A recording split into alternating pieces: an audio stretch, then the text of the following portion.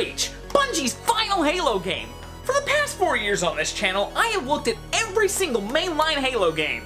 Is ODST my mainline Halo game? These 4, and let me tell you, it has been an absolute blast. But I'm finally ready to finish this off with one of my absolute favorite Halo games, Halo Reach. Alright, so what I do for these videos is I look at the story. Even though that's not the reason the series is beloved, that's what I'm gonna do.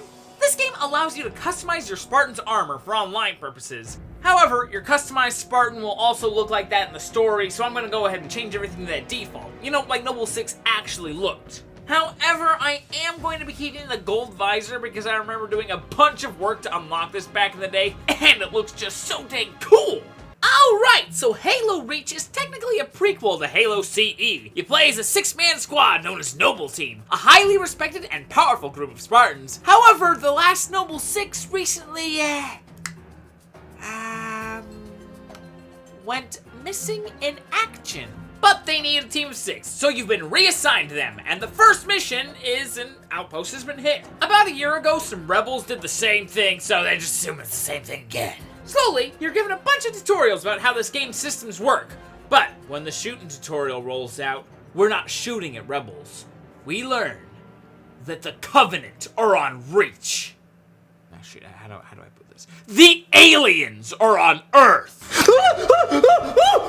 So now we're shooting aliens, and I gotta say, this game is kinda hard on heroic. You will barely win a fight with a single Covenant in one-on-one, but with 5 Jackals and Grunts accompanying each elite, those one-on-one fights are a rarity. So unless you start the fight first and then get into some cover, it's gonna be rough. The worst part that I actually really hate about this game is that every enemy is listening to the cha-cha slide.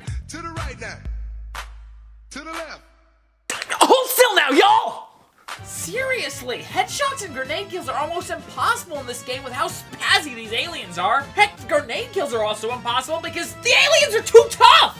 Another thing making it a little tough to kill enemies in this starting area are the MOAs jumping in front of all the bullets being fired at the Grunts. Mr. President, get down! But the level is pretty fun. I like the part where you get onto this truck, and even though it's not a warthog, George can set up in the back, and he makes it into a warthog. Beep, beep, you stupid ostriches! And as fun as that vehicle is, nothing can really compare to the raw power of the forklift. So you defend this area for a while, and then you head on inside, where you kill even more aliens. And I gotta say, major letdown right here. The last 2 elites that you fight have a fuel rod cannon and an energy sword. 2 weapons that are an absolute joy to use. But as soon as I took them down, the level ended. I didn't get to do a single slashy slash. Alright, on to the next level where we get to go to the Oni building as well as a ton of other aliens. I like this level because it gives you the orbital bombardment gun. Point it at an enemy and then hell rains down like a cruel and angry god. Yeah, actually, I held on to this for the entire level until we got underground, where its potency definitely decreases. But before I went down there, I got some Marines, and I gave them some of my good weapons. We hopped into a Warthog to go start up some anti-air turrets. It was fun for a while, but the Warthog was taking damage. I mean, in all fairness, they do give you a new one, but I mean, look at that thing. It's a personal mini Wraith. Yeah, actually, I'll be taking this. But, I mean, as soon as I get it, they put up some concrete barriers as if to say, hold on there, bud. This vehicle section's over. But if you know how I react to being told you can't have a vehicle in a Halo game goes... You can't tell me what to do, Mom! Funnily enough, they have another concrete barrier at the top of this ramp, but this one just bounced aside when the Revenant hit it. So the reason they want you to ditch the vehicle is because they had a hunter fight prepared for you. And let me tell you, hunters are nowhere near the threat that they normally are when you have a mini Wraith. Boom. Anyway, we go underground, we meet Dr. Halsey, and then we move on to our next mission. This is kind of a cool mission. You start out in stealth, so you can take down the enemies like a ninja warrior of the night. Man, I love the assassination animation in this game. Time efficient? Absolutely not. Awesome? Defidentally. You also get a sniper rifle with an absurd amount of ammo, but the elites are so spry that you can't really use it efficiently. But after we get past them, we get to see some Rancors. Yeah! Kill them! Wait, no!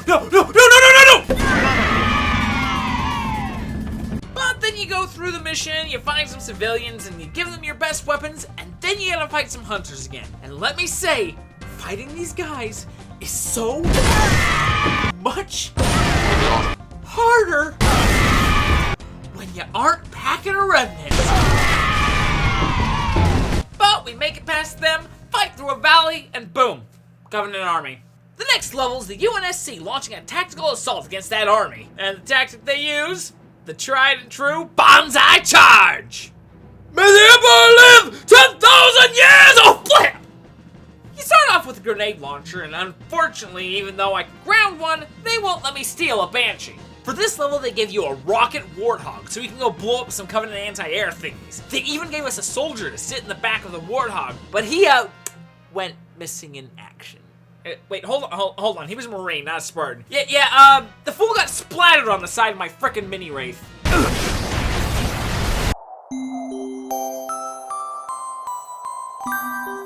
That's okay, though. They bring more in the Pelican. Okay, I am beginning to regret my decision at this point!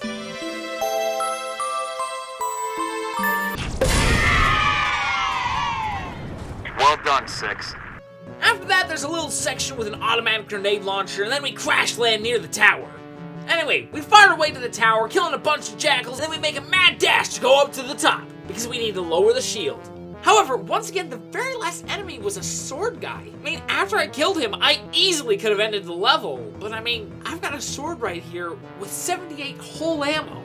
I thought I was pretty slick sneaking past you guys, but now I'm really glad that I left you alive so I can actually use the funnest weapon in the game. May the Emperor live for 10,000 years! Ending cutscene has our big old ship flying down and blowing the tower to Kingdom Come, just to get April pranked and blown up by a bigger alien ship. Our goal now is to get onto that ship and kill it. And how are we gonna do that? Star Fox mission? Hey, Einstein, I'm on your side! Keep shooting! We've got lots of torpedoes! Do a barrel roll! You know, all jokes aside, you could easily rebrand this as a Star Fox game and it would be amazing! I really love the little indicator that helps lead your shots. It's absolutely a blast! No pun intended. Anyway, we board the Covenant cruiser, fight and kill the entire crew, and then we send the much smaller ship we're on to the big mommy ship. Unfortunately, we don't have any nukes, but we do know that if you activate a slip space drive in just the wrong way, you can do a lot of damage. And that's just what George decides to do. He yeets you from the ship and then decides to sacrifice himself to destroy the looming threat of the big old ship. But as soon as he does that, an entire armada of those things shows up, and yeah, we are pretty much fully screwed without a battle. But the next level is really fun. New Alexandria has a lot of fun sections. You start out in a nostalgic multiplayer level. Well, I mean, it's kind of nostalgic. I don't remember Boardwalk having this many corpses. Unless I was on a killing spree, what's up? Killing frenzy. Yeah, this footage is from FB Walshy. I said that I struggle against single elites. I also struggle in the basement part of the level. It's just a hole full of grunts. Grunts that just want to give you a hug! Hi there. Could I get a hug? A hug? Sure, I don't see why not. Oh, but it burns! It burns! The next section I actually really do love, though. You join up with a group of Marines called the Bullfrogs. You strap on a jetpack and take to the skies. Now you're jumping with the Bullfrogs. And now I'm dying with the Bullfrogs. I love the added level of verticality that this part of the level is built around. It's really cool later because you get to steal a brute hammer. After that, you machine gun turret your way over to another nostalgic firefight map, and then you activate these 2 missile batteries, and then use your jetpack to turn them on without actually fighting the enemies that are protecting it. Honestly, the last level and the next one are my absolute favorites, and they both take place in the city. The only difference about this level is that it takes place At night. Yeah, you just get in this bird and you fly to all the fun little sections. Like there's one in a hospital. Excuse me, receptionist, I'm here to see my father. Oh wait, you're a dead alien. Can you still tell me where my father is? Fighting some hunters in the club? Actually, the aesthetic of the club is really, really cool. One really neat part is where you escort Gunnery Sergeant Buck across the map where... He killed himself, dude! Oh well, I should probably get out of here. Hey, wait, that's my hawk! That's my I'm actually kind of impressed with how long it stayed on top of that. After the level, I meet back up with Noble's team, and I tell them that George went missing in action. And then we head off to the next level, but BAM! Cat gets headshotted. This is actually a very jarring death to me. Every other character in the game gets one heck of a death. Emil stabbing the guy who ran him through. Carter 9/11ing a scarab. Frickin' George set off a nuke with his face. But Cat, she just mid-sentence takes a headshot from a needle rifle. Actually, she was in the middle of a question. I guess you could say, curiosity killed the cat.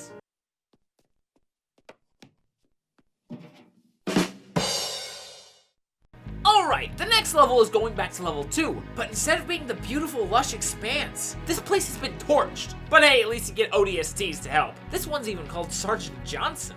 This was pretty much the only level where I got to play how I like, customizing my little girl's weapon layouts, and then having them actually live long enough for it to matter.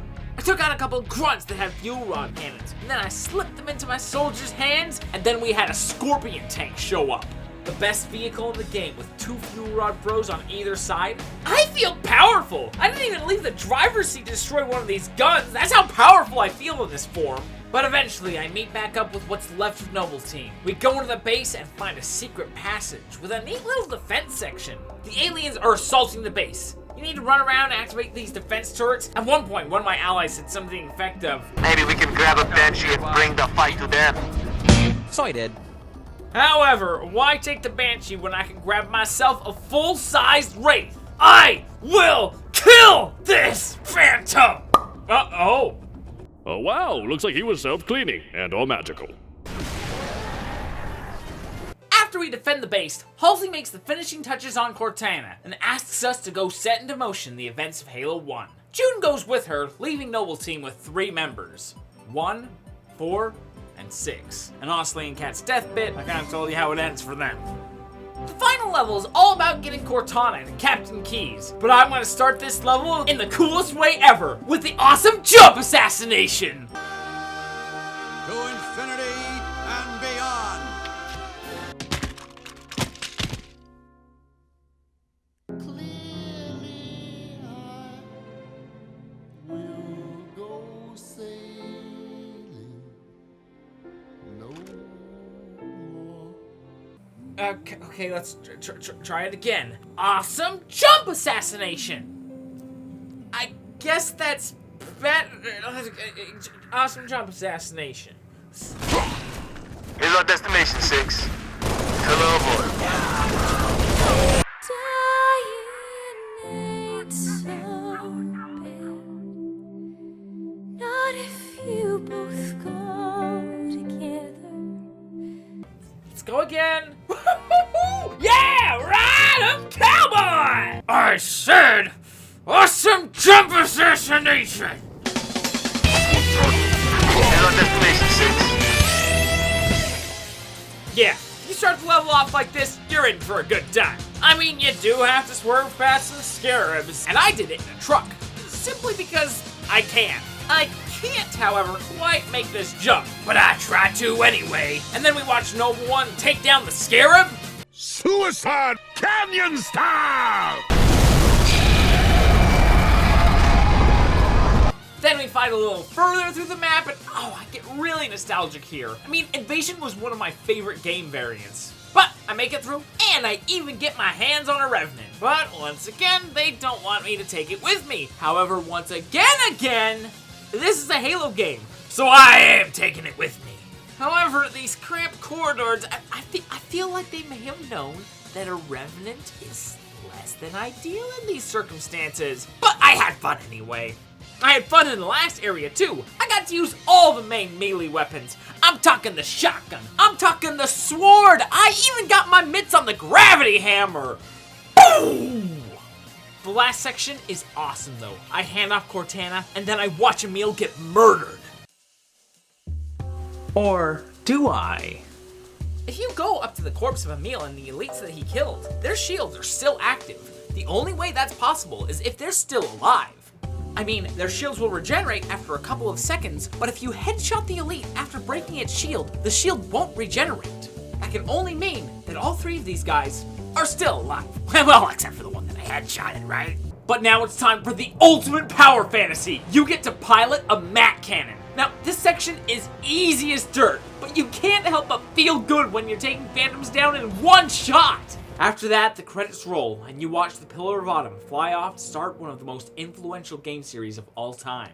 But it's not done yet. You have one final objective. Survive. But in all honesty, that's a lie. You now have an endless mission that you have no hope of winning, especially with your failing meal in your armor. A couple of shots, you'll lose your heads-up display. A couple more, cracks and holes fill your helmet. You are going to die. All you can do at this point is take as many of the dastards down with you as you can. Spartans never die. They just get pinned to the ground and stabbed in the friggin' chest.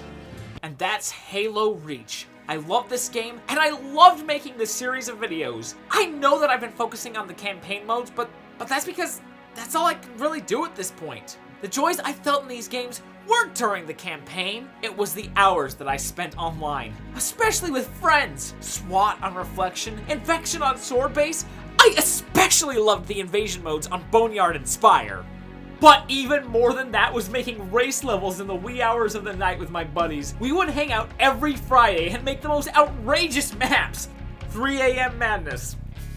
That says it all. Just looking at these levels fills me with so much nostalgia. Dandy's Darling Dash. Ponyo's Vengeful Venture. Oh. Better times. Better times. I don't know if I can properly convey how important and fun the many hours I got out of this series are. I mean, oh, it's so special to me. It's so sacred, even. It has been so much fun, an amazing time making these videos over the past few years, and unfortunately, once 343 got their creative claws in this game, it went down a path that I'm not too big a fan of. So I think I'm done with this Halo series. But for the mainline series that Bungie worked on, I cannot thank the creative talents behind it enough. Thank you, Bungie.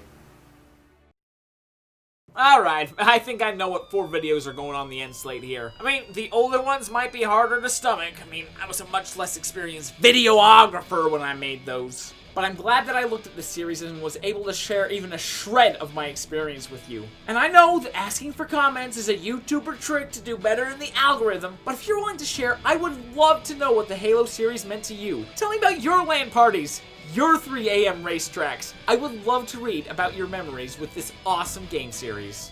I'm serious, I'll heart those comments.